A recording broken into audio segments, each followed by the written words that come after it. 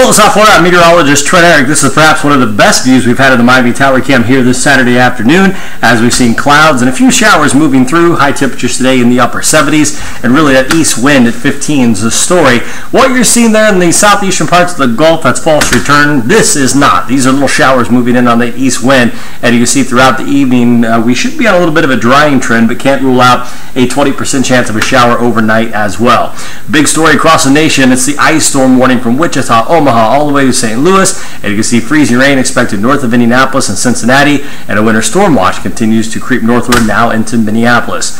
So with this east wind this weekend, rip current chance remains high, small craft caution on the Dade and Broward coastline, and that is the big story again. Everywhere you're seeing purple, that is the ice, and this will continue to expand and grow. This is going to be a multiple day storm. We'll have the latest on this coming up tonight at 5, 6, and 11. Planning your holiday weekend forecast. If you're off on Monday, expect a little bit drier of a day. Rain chance dipping down to 10%. And our temperatures warm up by midweek. We'll max out around 80. Hope you're having a great weekend so far. We'll see you here on Local 10 News this evening.